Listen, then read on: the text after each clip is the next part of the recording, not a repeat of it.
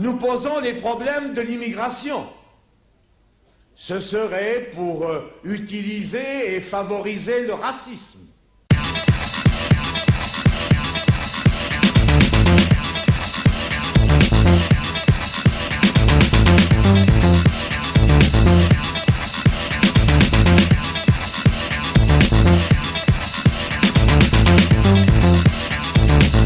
Francis Bouygues est entrepreneur de travaux publics et il emploie dans son entreprise environ 80% de main-d'œuvre étrangère sur les chantiers. C'est une excellente main-d'œuvre parce qu'elle est jeune, elle est très solide physiquement, elle est extrêmement courageuse, mais elle ne parle pas le français pour sa grande majorité et elle n'est pas suffisamment qualifiée. Alors si nous voulons pouvoir avoir une action de qualification auprès de ces gens-là, il faut qu'on puisse les intégrer socialement. Alors si on veut pouvoir les intégrer socialement, ces hommes, pour qu'ils s'intègrent à la vie économique et sociale, il faut qu'ils puissent fonder une famille, il faut qu'ils aient la possibilité de se marier et d'avoir des enfants.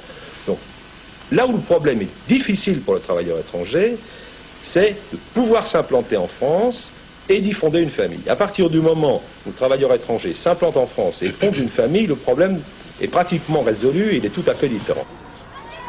Valéry Giscard d'Estaing comblera les vœux de Francis Bouygues en promulguant la loi du regroupement familial en 1975.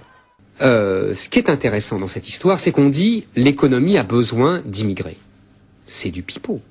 Les patrons ont besoin d'immigrés pour payer moins cher leurs employés dans la restauration et dans le bâtiment et pour faire peser une pression sur les salaires des locaux français ou étrangers réguliers. Il y a aujourd'hui 500 000 emplois. D'ailleurs, le patronat organise une concurrence, quoi. Mais entre les salariés. Évidemment, Marx disait, c'est l'armée de réserve du capitalisme.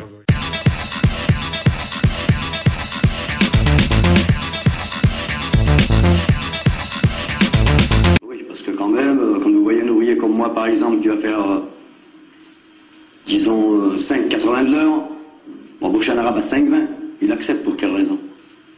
Et il vous fait du tort. Exactement. Alors où je travaille, ma foi, ça commence à venir que de ça. Alors entre nous, c'est pas tenable. C'est-à-dire que vous avez à vous défendre contre cette concurrence. Ah oui, il le faut. Et vous avez déjà essayé de leur expliquer que ce qu'ils faisaient, c'était pas correct? Qu'est-ce que vous voulez leur expliquer? À quoi ça sert? À rien. Ils sont soutenus par les chefs. La plupart du temps, moi je connais des patrons ici qui sont soutenus par les patrons.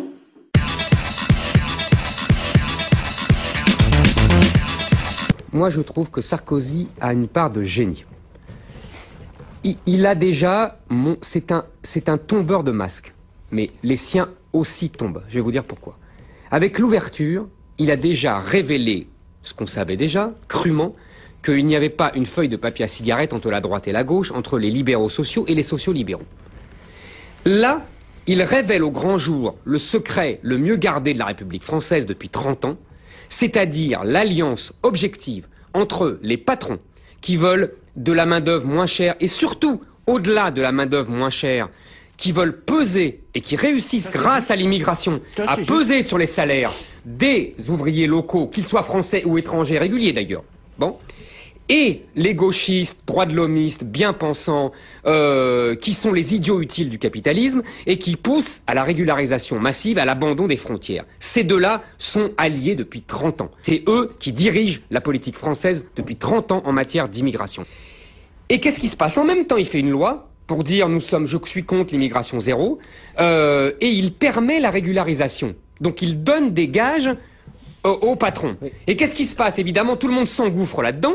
Et il se retrouve complètement dos au mur avec Hortefeux qui est là à dire non, pas de régulation massive, pas de régulation massive, mais il est obligé de lâcher des lestes parce que, quand Sarkozy dit c'est la loi, mais dans sa loi, il a donné des verges pour se faire battre. Et à l'arrivée, on aura une régularisation qui dit être au cas par cas, mais qui touche entre 200 et 500 000 personnes. Et que cette régularisation aboutit à faire, il faut bien en être conscient, à faire baisser les salaires que par ailleurs on prétend vouloir faire augmenter. Mais de toute façon, c'est ça, c'est la police. C'est ça, mais l'autre contradiction de Sarkozy, c'est qu'il va en Angleterre et il nous donne le modèle économique anglais en modèle. Très bien. Mais qu'est-ce que c'est le modèle économique anglais si ce n'est justement faire venir des centaines de milliers d'immigrés pour faire baisser les salaires, pour exploser la classe ouvrière anglaise.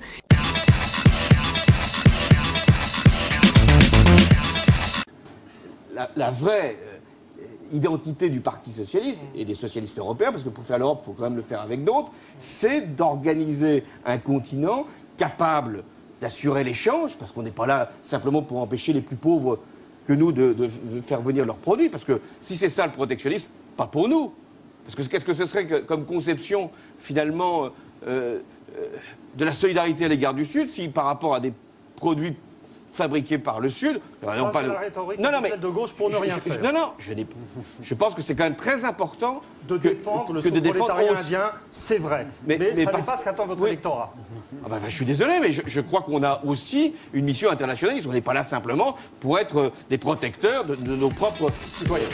Enfin, pour répondre aux besoins de main-d'œuvre qui sont grands, eh bien, le rapport Attali veut 50 000 immigrés en plus tous les ans. Il faut faire cette éducation du pays pour qu'il apprenne que désormais son avenir, c'est le métissage.